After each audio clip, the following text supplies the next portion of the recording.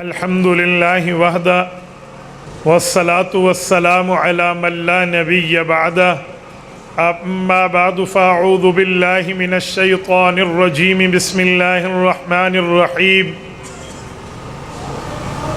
الا تنصروه فقد نصره اللہ اذ اخرجه الذین کفروا ثانی اثنین اذ ہما فی الغار اذ یقول لصاحبه لا تحزن ان اللہ معنا عن ام المؤمنین عائشة الصدیقہ رضی اللہ تعالی عنہا قالت قال رسول اللہ صلی اللہ علیہ وسلم لو كنت متخذا خلیلا لاتخذت ابا بکر خلیلا رواہ الامام الہمام البخاری فی صحیحہ صدق اللہ العظیم وبلغنا رسولہ النبی الأمی الکریم ونحن على ذلك لمن الشاہدین والشاکرین والحمد للہ رب العالمین۔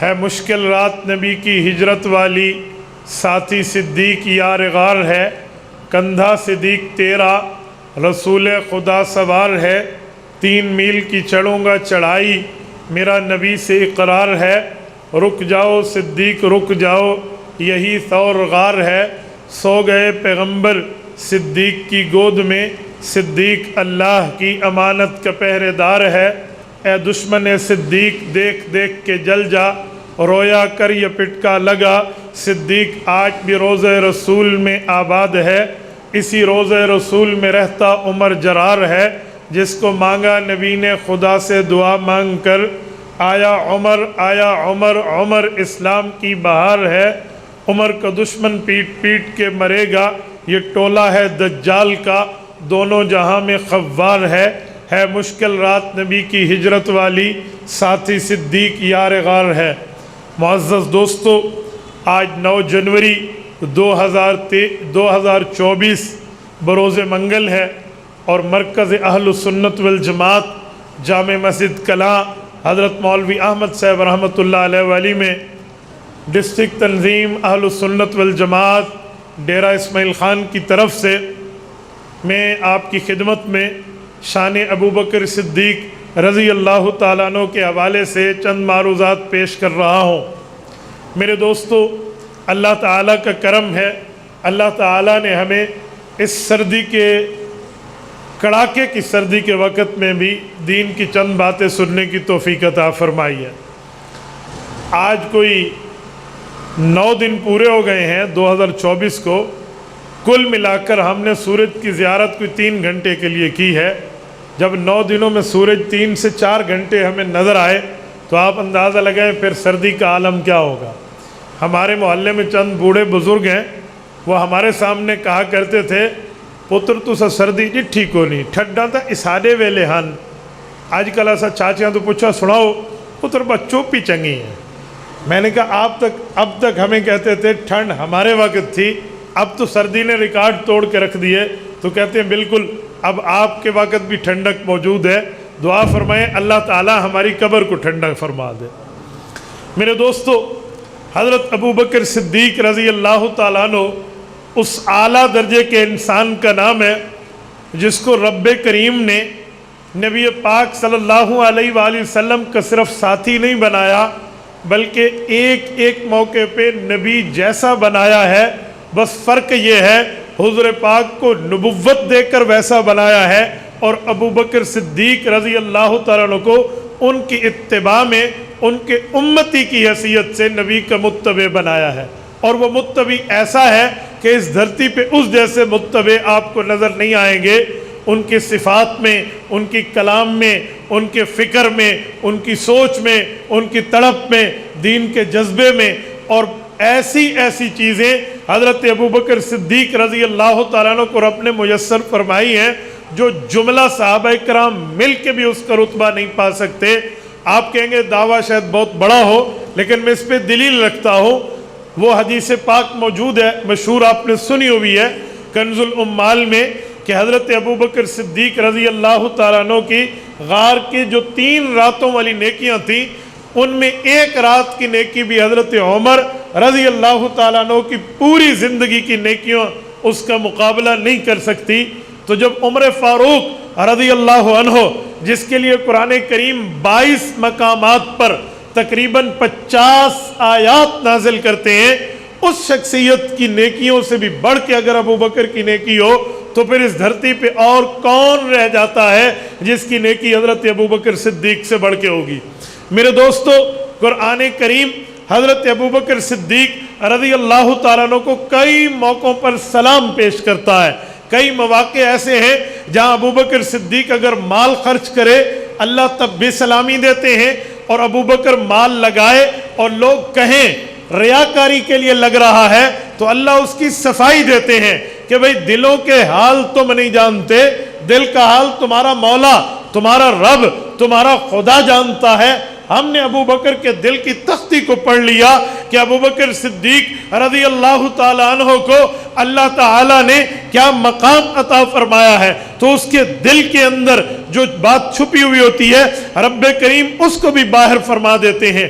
مثلا قرآن کریم میں حضرت ابو بکر صدیق رضی اللہ عنہ کے رب نے فرمایا اِلَّا ابْتِغَاءَ وَجْهِ رَبِّهِ الْأَعْلَىٰ، یہ اللہ کی چاہت رکھتا ہے۔ اب چاہت دو طرح کی ہے، ایک چاہت وہ ہے جو بندے کے دل میں ہو، ایک چاہت وہ ہے جو بندے کے ظاہر پہ ہو۔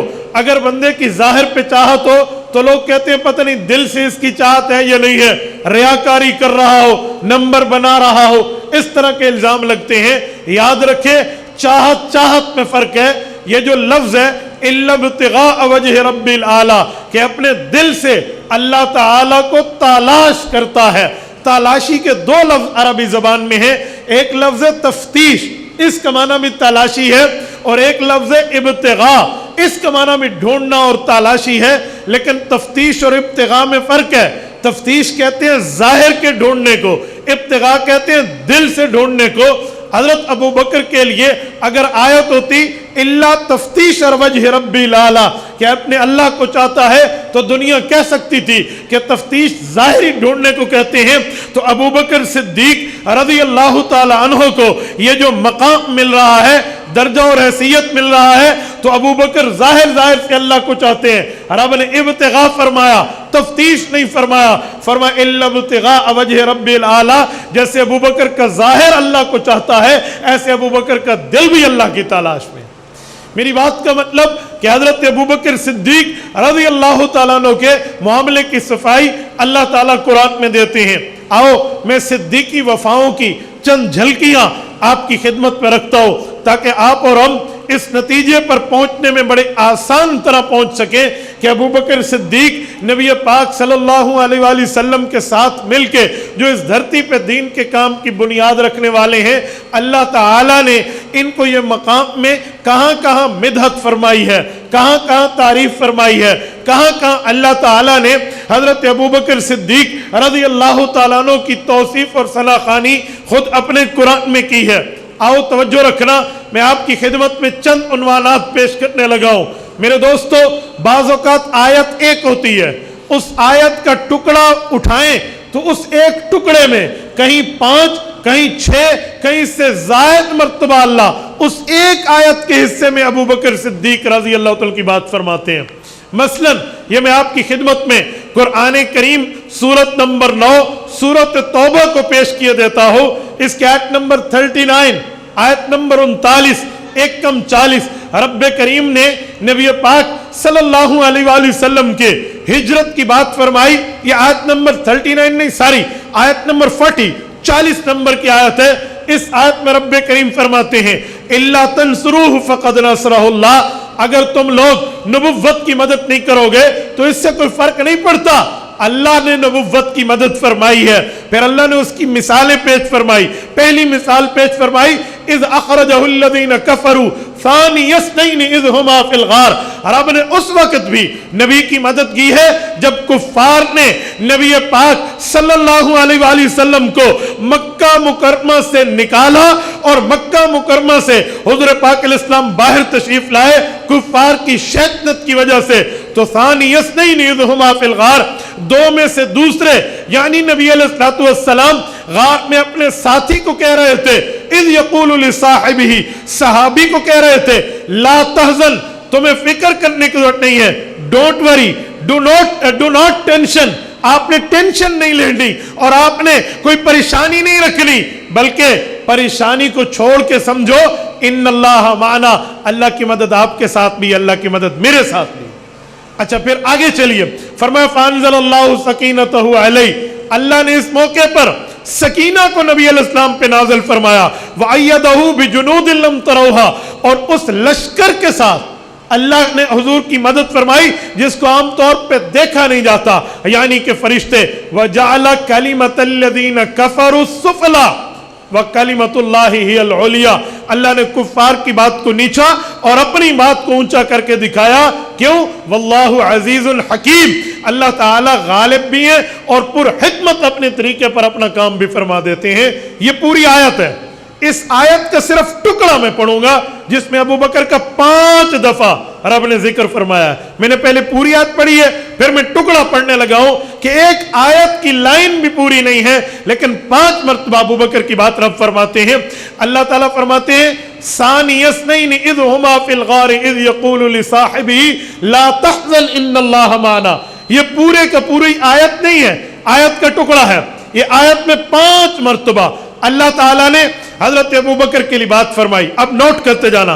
नंबर 1, सानियस्नैन, 2 थे, 2 में से दूसरे हुजूर अलैहिस्सलातु वस्सलाम ने हजरत अबू बकर सिद्दीक को फरमाया, तो सानियस्नैन में हुजूर का जिक्र, हजरत अबू बकर का जिक्र। नंबर 1, आगे जाइए, इज़ हुमा फिल गार, जिस वक्त वो दोनों गार में थे। हुवा हुमा हम, ये ज़मीरें चलती हैं जिसे हम प्रोनाउन कहते हैं, ज़मायर।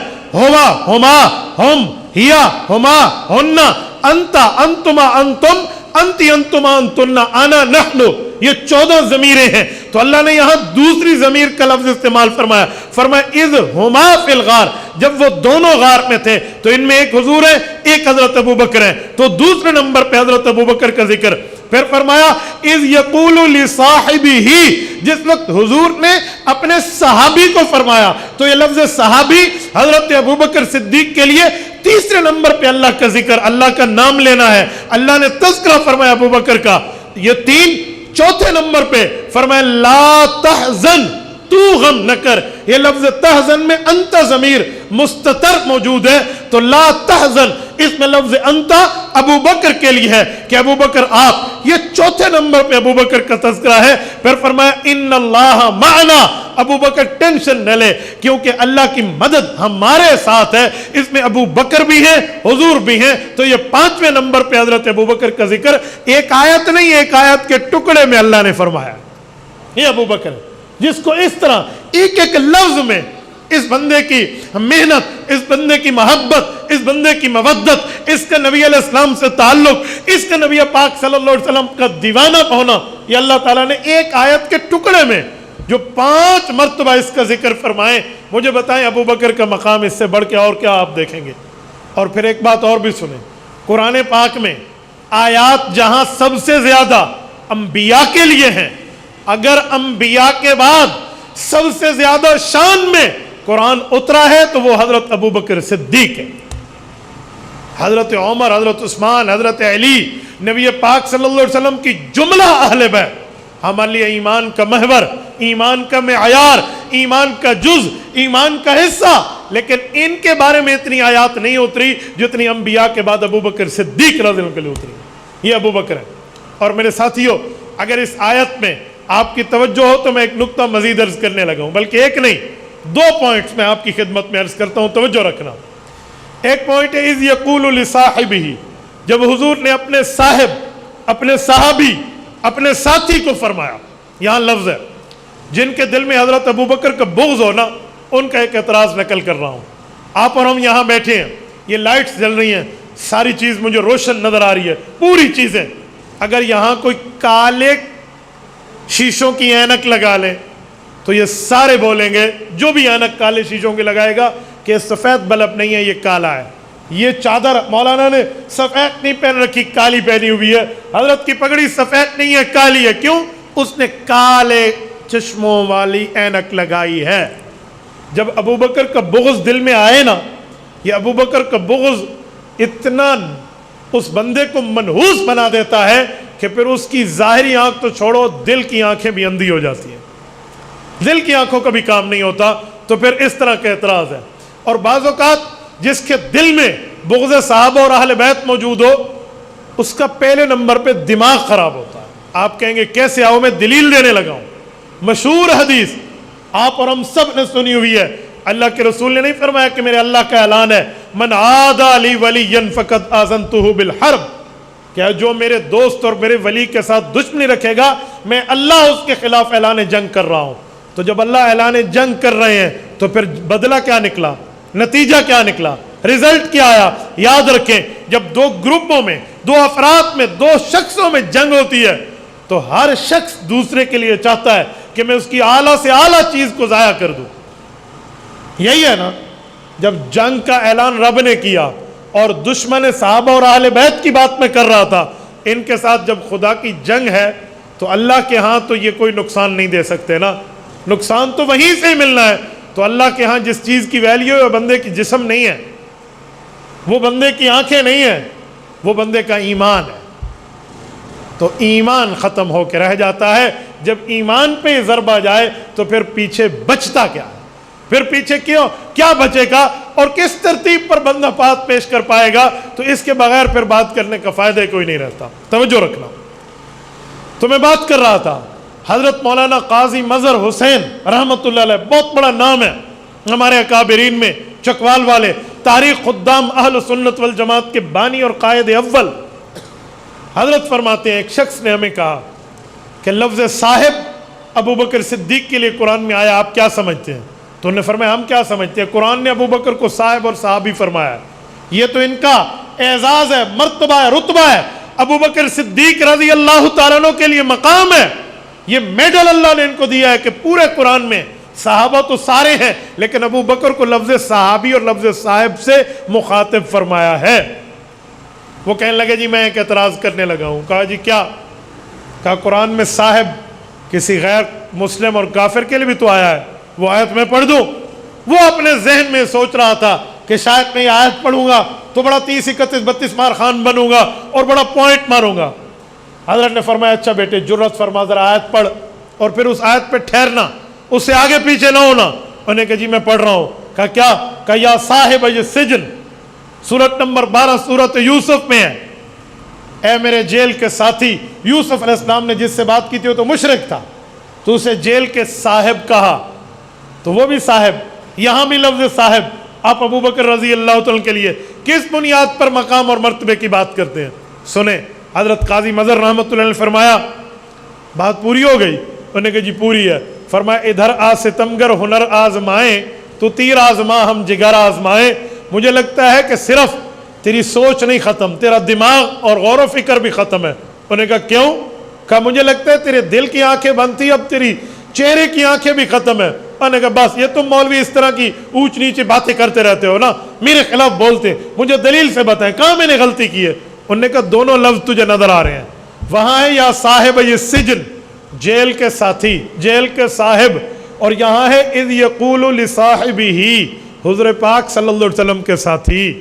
اے بے وقوف، تمہیں اتنی بھی پتہ نہیں چلتا کہ جتنا جیل کے دیواروں میں اور حضور پاک کی ذات میں رتبے میں فرق ہے نا، اتنا اس صاحب اور اس صاحب کے رتبے میں فرق ہے. وہاں نسبت ہے جیل کی در و دیوار کی طرف، جیل کے مٹی اور گارے کی طرف. یہاں نسبت ہے اس عظیم جسم کی طرف، جس عظیم جسم کی آنکھیں ہوں تو قرآن کریم ان آنکھوں کو ما زاغ البصر وما طغی کہے، اور جس کا اللہ تعالی بالوں کی بات فرمائے تو والضحیٰ واللیل اذا سجا فرمائے، جس کے دانت کی بات آئے تو رب یاسین فرمائے، جس کے اخلاق کی بات آئے تو وَإِنَّكَ لَعَلَىٰ خُلُقٍ عَظِيمٍ فرمائے. جس اللہ تعالیٰ نے اس جسم کی قسمیں کھائی ہیں، تمہیں اس میں اور جیل کی در و دیوار میں کوئی فرق نظر نہیں آتا. تو جتنی عظمت جیل کی ہے اتنی عظمت اسی کی ہے، اور جتنا مقام رسول اللہ کا ہے اتنا رتبہ صحابی کا بھی اسی نسبت سے بنتا ہے. تو میرے دوستو، اس انگلش میں کہتے ہیں پوزیسو سینٹینس، عربی میں کہتے ہیں مضاف مضاف الیہ. تو اس کی نسبت تو دیکھیں کہ نسبت کس کی طرف ہے، تو نسبت حضور کی طرف ہے. حضور اور جیل میں جتنا فرق ہوگا اتنا اس صاحب اور اس صاحب کے رتبے میں فرق ہوگا. اور دوسرا پوائنٹ اسی آیت میں مزید بھی ہے، وہ ہے ان اللہ معنا. توجہ رکھنا، یہ ایک علمی پوائنٹ ہے، میں عوامی لہجے میں اس کو سمجھانے لگا ہوں. یہ جو لفظ ہے ان اللہ معنا، ابو بکر فکر نہ کرو، اللہ کی مدد آپ کے ساتھ بھی ہے، میرے ساتھ بھی ہے، یعنی ہمارے ساتھ ہے. پہلی بات تو یہ ہے کہ جو پچھلے انبیاء کرام کو ہم دیکھیں، ان کے ساتھ صحابہ کا لشکر موجود ہے، یعنی پچھلے نبیوں کے پچھلے صحابہ. تو جب بھی نبی اپنی اللہ کے ساتھ مدد کی بات کرتے ہیں تو اپنے لیے کرتے ہیں. ان ربی معی سیہدین، موسیٰ علیہ السلام کے ساتھ لشکر موجود ہے، اور پھر بھی فرماتے ہیں میرے اللہ کی مدد میرے ساتھ ہے، یعنی آؤ میرے ساتھ چلو. معیہ فرمایا، جسٹ فار می، میرے ساتھ، ناٹ فار ادر، کسی اور کی بات نہیں ہے.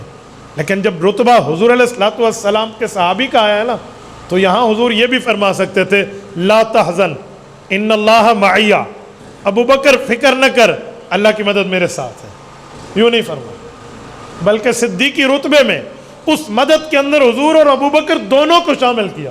فرمایا لا تحزن، ابو بکر فکر نہیں کرنا، غم نہیں کرنا، ان اللہ معنا، اللہ کی مدد آپ کے ساتھ بھی ہے، میرے ساتھ بھی ہے. پتہ ہے اس میں کیا نقطے پوشیدہ ہیں؟ کئی نقطے پوشیدہ ہیں، کئی نقطے. آپ کہیں گے کیا؟ اس میں اتنے نقطے ہیں کہ بندہ حیران ہو جائے. نمبر ایک، اس میں حضرت ابو بکر اور رسول اللہ صلی اللہ علیہ وسلم کو نسبت اتحادی کا رتبہ ملا ہے. نسبت اتحادی کسے کہتے ہیں؟ نسبت اتحادی کا معنی بظاہر یہ دو کالب ہیں، دو جسم ہیں، لیکن دونوں کی سوچ ایک جیسی ہے.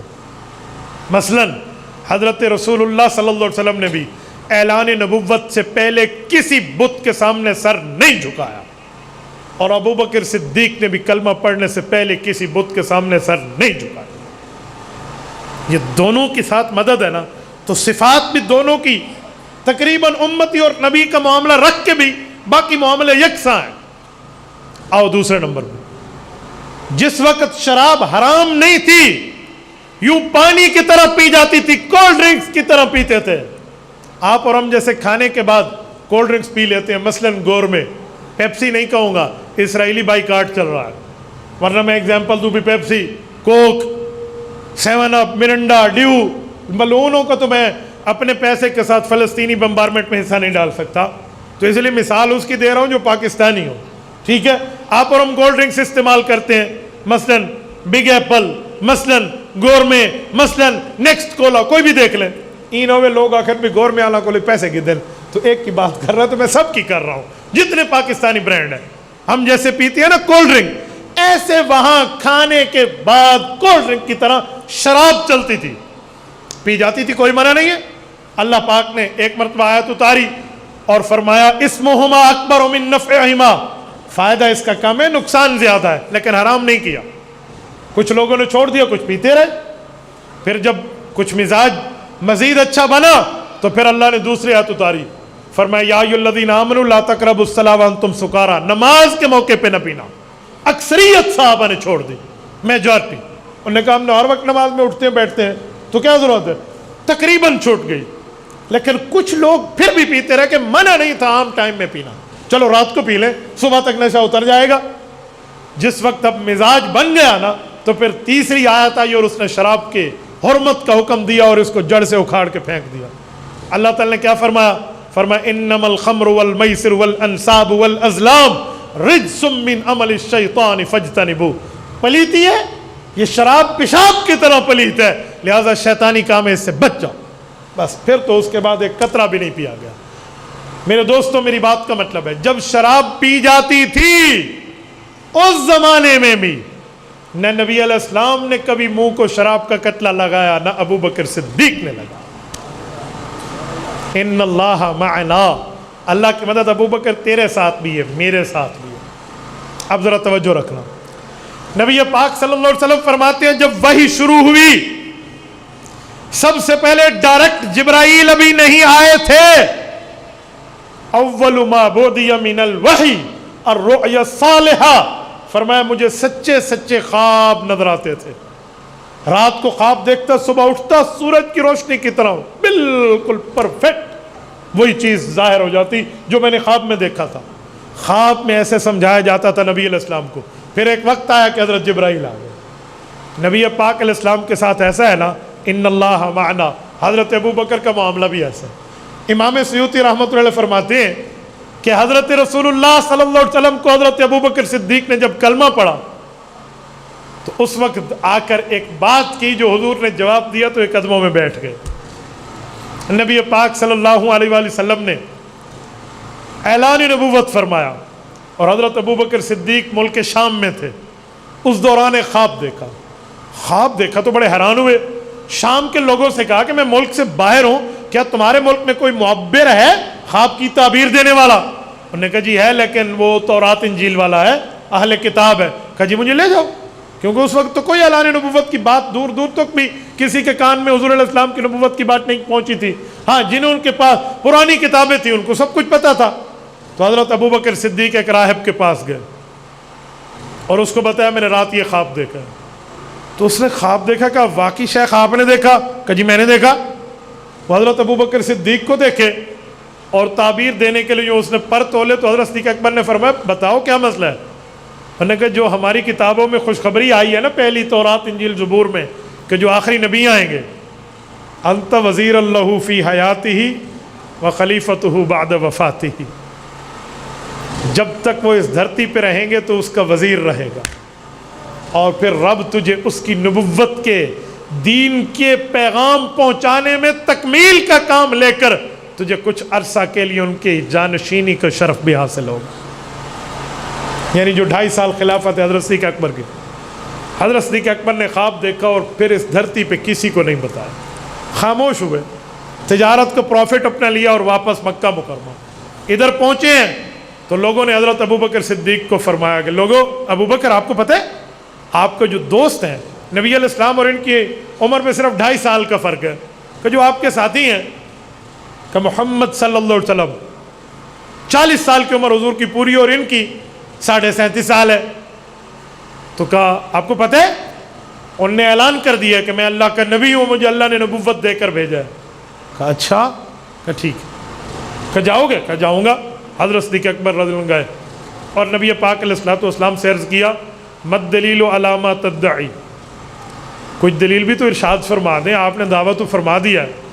اب یہ کلمہ پڑھنے کا وقت تھا, یہ دلیل اعتراض کے طور پہ نہیں مانگی تھی, میں اس کا بھی جواب آگے جا کر دیتا ہوں. صرف یہ کہا کوئی دلیل تو ارشاد فرما دیں, میں بھی کلمہ پڑھنے لگا ہوں. تو حضور نے فرمایا اچھا ابو بکر دلیل چاہیے؟ اللہ تعالیٰ نے حضور پاک علیہ السلام پر کھول دیا تھا. فرمایا الدلیل علی ما ادعی رؤیا کاللتی رأیتہ فی الشام. کہا اور دلیلیں تو چھوڑ, شام میں خواب تو نے دیکھا تھا, پھر دلیلیں مجھ سے پوچھ رہا ہے. انہیں ہاتھ نبی علیہ السلام نے آگے بڑھا اور ابو بکر نے کلمہ پڑھ لیا رضی اللہ. آپ کے ذہن میں ایک سوال آئے گا کہ ہم نے تو آج تک سنا تھا کہ ابو بکر وہ ہے جس نے بغیر دلیل کے کلمہ پڑھا ہے, دلیل تو مانگی نہیں ہے. تو یہ روایت آپ نے پڑھ دی کہ اس نے دلیل مانگی ہے, تو کیا مطلب؟ بھائی یہ دونوں باتیں ٹھیک ہیں. آپ کہیں گے کیسے؟ میں مثال دے رہا ہوں, توجہ رکھنا. آپ کے صاحبزادے کا کیا نام ہے قاری صاحب؟ عبدالہادی, جن نے قرآن کریم پڑھا ہے. میں ان سے پوچھتا ہوں توجہ کہ بھائی فاروق آپ کے صاحبزادے عبدالہادی نے قرآن کریم پڑھا ہے؟ یہ کہیں گے جی ہاں. مجھے یقین ہے, میں ان کو جھوٹا نہیں کہہ رہا, لیکن دل کے خوش کرنے کے لیے میں کہوں گا بیٹا 2 آیات تو سنا دو. اب بچے نے 2 آیات سنا دینے ہیں. مجھے بتائیں جو میں نے اسے کہا کہ مجھے 2 آیات سنا دیں, مجھے مولانا کی بات پہ جھوٹے ہونے کا گمان تھا کہ قاری صاحب جھوٹ بول رہے ہیں؟ نہیں, بلکہ میں نے دل کی راحت اور تسکین کے لیے آیات ان سے سنی ہے. ابو بکر نے نبوت سے دلیل نہیں مانگی, ابو بکر دیکھ چکے تھے. ابو بکر نے جو بات کی ہے وہ دنیا کو بتانے کے لیے اور اپنے دل کی مزید تسلی کرانے کے لیے کہ دیکھو جس پر ایمان لا رہا ہو اس کی شان اتنی ہے کہ اللہ اسے آسمان سے خبریں دیتا ہے. یہ مراد نہیں ہے کہ اللہ تعالیٰ کہ نبی کو حضرت ابو بکر صدیق رضی اللہ عنہ کو اللہ کے نبی پر اعتراض تھا, ایسا نہیں ہے. لہٰذا دلیل نہ مانگنے والی بات ٹھیک ہے, یہ جو مانگی ہے بطور اعتراض نہیں مانگی بلکہ بطور اظہار منگوائی ہے. اب توجہ رکھنا, میں نے کہا ابو بکر کو بھی خواب آیا ہے, نبی پاک صلی اللہ علیہ وسلم کو بھی خواب آیا ہے, تو ان اللہ معنا, اللہ کی مدد ابو بکر تیرے ساتھ بھی ہے, اللہ کی مدد میرے ساتھ بھی ہے. اب توجہ رکھنا, نبی پاک علیہ السلام جب دنیا میں تشریف لائے, حضرت ابو بکر صدیق بھی دنیا میں تشریف لائے, تو دونوں کی والداؤں کو، حضرت اما آمنہ کو بھی اور حضرت سلمہ ام الخیر کو بھی اللہ تعالیٰ کی طرف سے فرشتوں کے ذریعے خوشخبریاں ملی ہیں۔ آپ کہیں گے کیسے؟ حضرت اما آمنہ فرماتی ہے جب نبی علیہ السلام میرے پیٹ مبارک میں تھے تو ما شعرت انی حملت بہ، مجھے کوئی تکلیف محسوس نہیں ہوئی کہ جیسے بچہ پیٹ میں ہو تو تکلیفیں ہوتی ہیں، ایسا کچھ بھی نہیں تھا، یہ اشارہ تھا۔ اس طرح کئی نشانیاں اور بھی ہیں۔ آئیں ذرا حضرت ابو بکر پہ، ان کی اماں بتاتی ہیں جب ابو بکر پیدا ہوئے، ان کے ابا باہر سفر میں تھے، حضرت ابو بکر صدیق پیدا ہوئے تو فرشتوں نے مجھے بھی تسلی دی کہ کیا؟ امام ملا علی قاری رحمہ اللہ نے مرقات شرح مشکات میں لکھی ہے بات کہ فرشتے نے کہا حضرت ابو بکر کی اماں کو، یا امت اللہ بالتحقیق ابشری بالولد العتیق اسمہ فی السماء صدیق لمحمد صلی اللہ علیہ وسلم صاحب و رفیق، خوشخبری ہو تمہیں اس عظیم فرزند کی ماں جس کا آسمانوں تک انٹروڈکشن اور تعارف ہوگا، فرشتے اسے صدیق نام سے جانتے ہیں اور وہ جہنم سے آزاد کردہ پیدا کیا گیا ہے۔ یاد رکھنا ایک شخص آئیں گے جن کا نام محمد صلی اللہ علیہ وسلم ہوگا، دنیا میں ان کا ساتھی ہوگا اور ان کا دوست ہوگا۔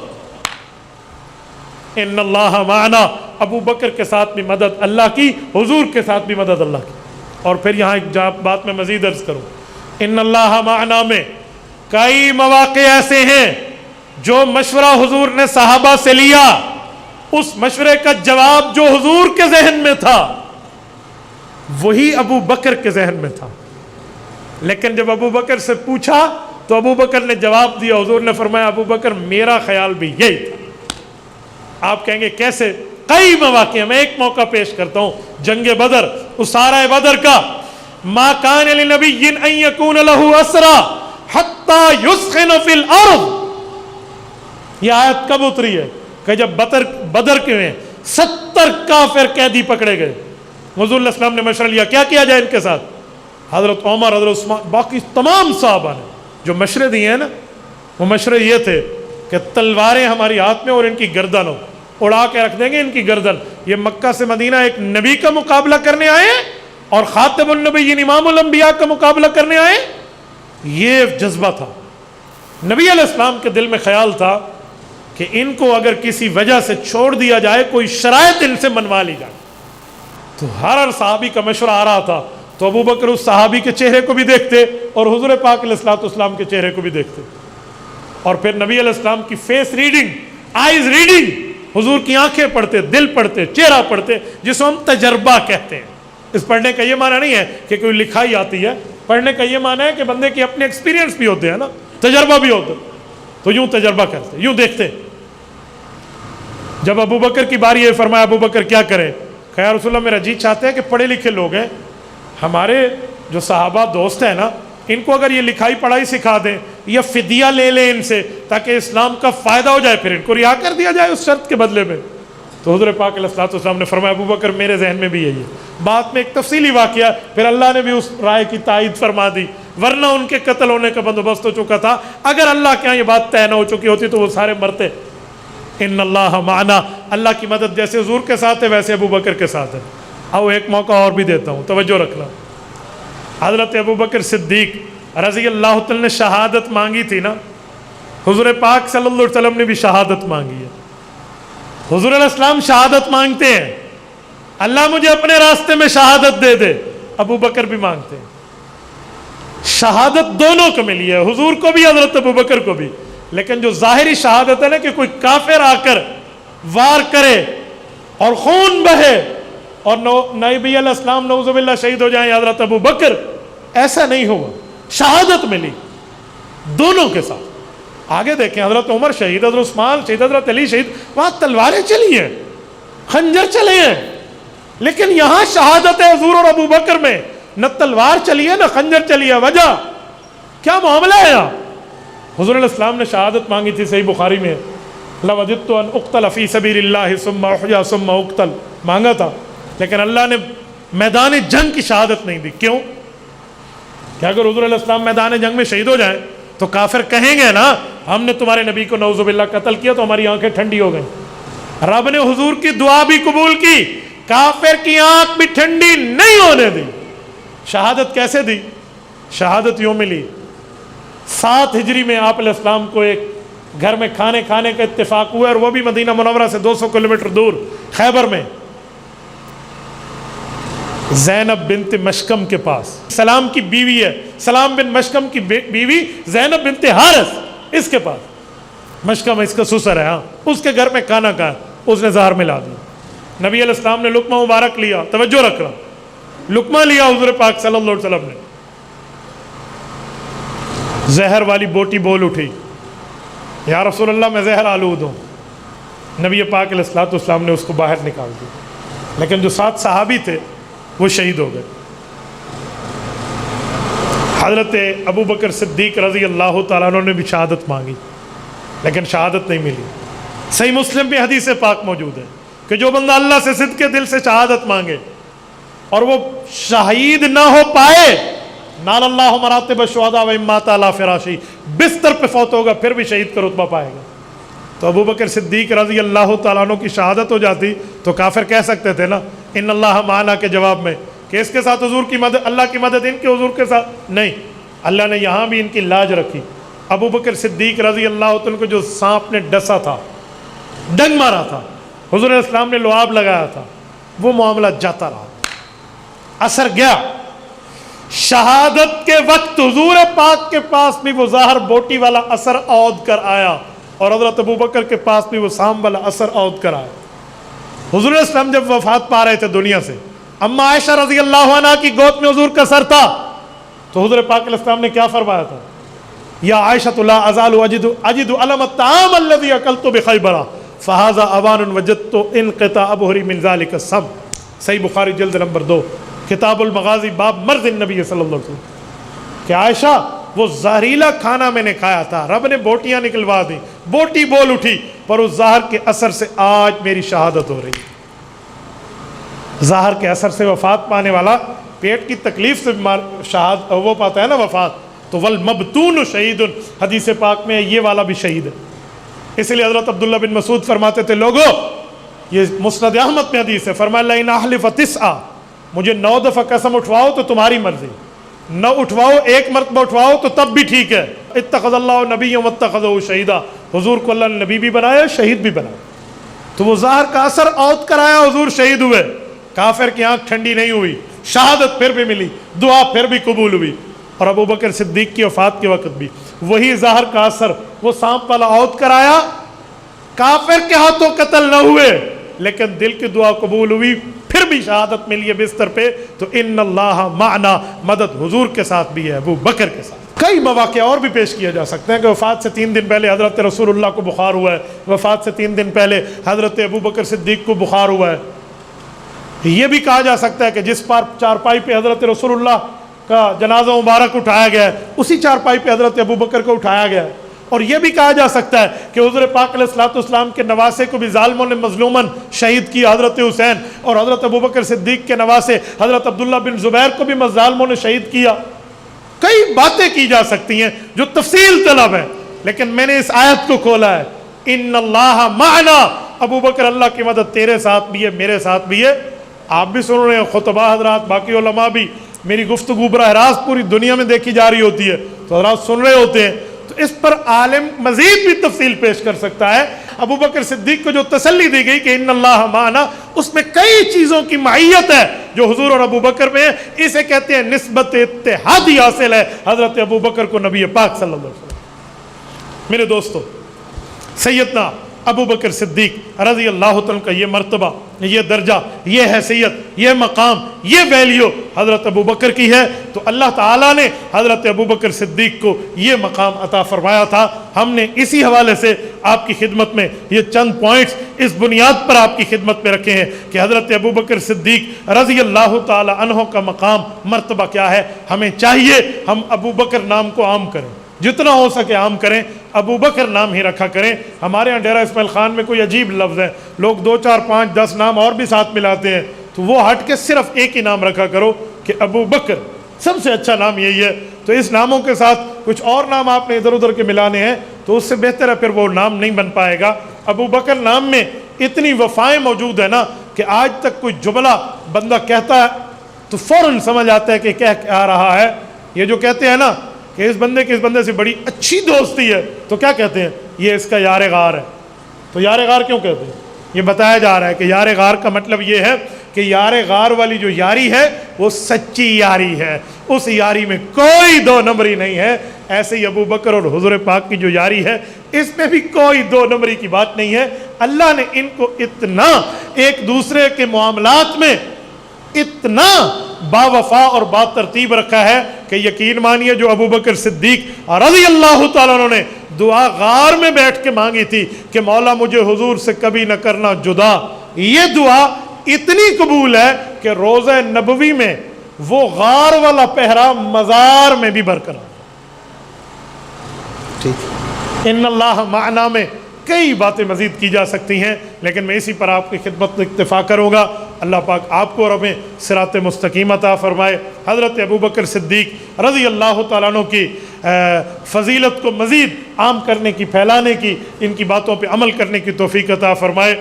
اقول قولی ھذا واستغفر اللہ وآخر دعوانا ان الحمد للہ رب العالمین۔ یہ کہتے ہیں انجینئر مرزا کہتا ہے کہ حضرت ابو بکر اور حضرت علی کے بارے میں خاموشی اختیار کرنی چاہیے، دونوں کا رتبہ ایک جیسا ہے، روشنی ڈالیں۔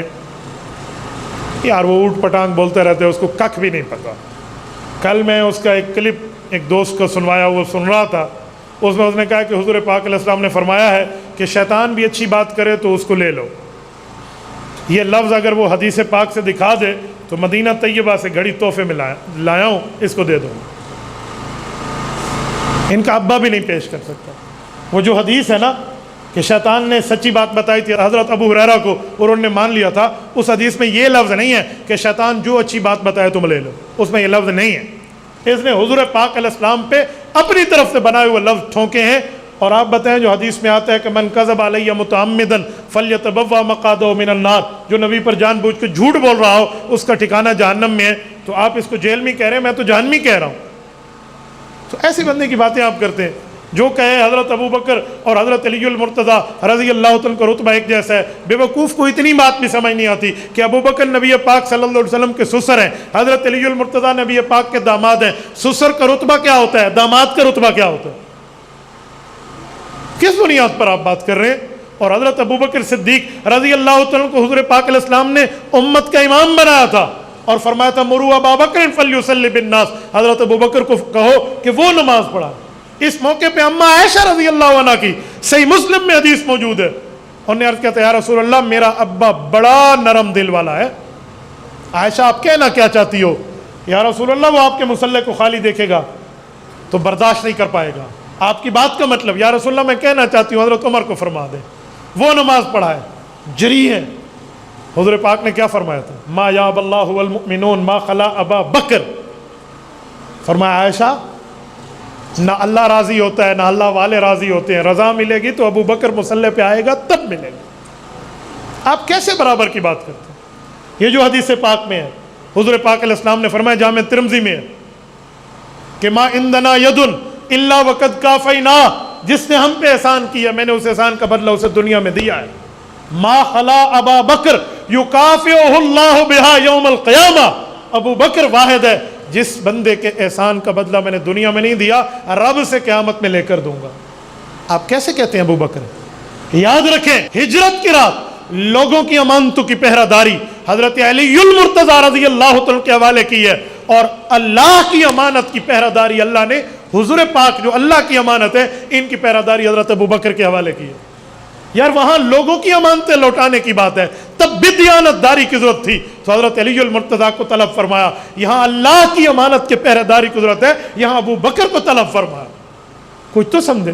اور حضرت ابو بکر نے 2.5 سال حضرت علی کے دونوں بیٹوں کو نمازیں پڑھائی ہیں امام بن کے مسجد نبوی میں، جمعے بھی پڑھائے ہیں، جنازے بھی پڑھائے ہیں، عیدین بھی پڑھائی ہیں۔ اور حضرت عمر نے 10 سال، حضرت عثمان نے 12 سال، پھر نمبر حضرت علی کا۔ آپ کیسے کہتے ہیں برابری کی بات ہے؟ تو اس عنوان پہ تو مستقل ایک تقریر چاہیے، لیکن ایسے بیوقوف اور عقل کے بدھوؤں کی بات آپ مجھے لکھ کے بھیجتے ہیں۔ اس بیچارے کو تو ال چٹو میں ڈگر ہی وے دین دا علم تو سنگا کو نہیں ڈٹھا کو نہیں، نظر بھی نہیں آیا، آپ نے دیکھا بھی نہیں ہے، تو آپ کو کخ پتہ ہے۔ مفتی صاحب میرا نام حافظ اصفر رفیق ہے، میں اسلامیہ کالج کا طالب علم ہوں۔ میرا سوال ہے، جب اللہ رب العزت نے انسان کو وجود دیا تھا تو فرشتوں نے عرض کیا تھا یا اللہ یہ دنیا میں جا کے گناہ اور فساد کریں گے، تو حضرت میرا سوال ہے غیب کا علم تو صرف اللہ کو ہے، تو فرشتوں کو کیسے پتہ چلا تھا؟ ذرا تفصیل سے جواب دے دیں۔ بہت اچھا سوال آپ نے کیا، اللہ آپ کو خوش رکھے۔ دیکھو، غیب کا علم یقیناً اللہ کے پاس ہے، لیکن جو فرشتوں نے یہ بات کی تھی نا کہ یہ لوگ زمین میں جا کے فساد کریں گے، وہ اسی لیے کی تھی کہ انسان سے پہلے اللہ نے جنات کو پیدا کیا تھا، اور جنات روز لڑتے تھے ایک دوسرے کے ساتھ، فساد کرتے تھے، اور فرشتے اوپر سے ان کو دیکھتے تھے کہ ان نے کیا تماشا لگایا ہوا ہے۔ تو انہوں نے یہ سوچا تھا کہ اسی بنیاد پہ عرض کر دیں کہ یا اللہ کہیں انسانوں کا معاملہ یہ تو نہیں ہوگا، لیکن رب کریم نے فرمایا میں نے انسان کو علم کے لیے انتخاب کیا ہے۔ ٹھیک ہے، اگر آج کل ہم یہ خواہ خواہ کی لڑائیاں کریں گے تو والی سارے کل جین نہیں چنگے آن والتا فرشتے قیامت عیسیٰ کو آگ سے بچڑے اوے ہوئے نا آکھا سے اللہ صحیح کوئی میں کریں دیکھنے تو سا چاند دے بھئی تانا نہ ملے تو وال بندے دا پوتر بڑھ کے بندہ دنیا در آوے۔ اگر انسان چاہتا ہے کہ مجھے یہ نہ ملے تو پھر انسان کا بچہ ہی رہے نا۔ تو انہوں نے وہاں دیکھا تھا جنات کو، اس دیکھا دیکھی کے تجربے پر انہوں نے بات کی تھی۔ اللہ پاک آپ کو رم صراط مستقیم عطا فرمائے۔ جزاکم اللہ تعالی۔ اقول قولی ھذا واستغفر اللہ وآخر دعوانا ان الحمد للہ رب العالمین۔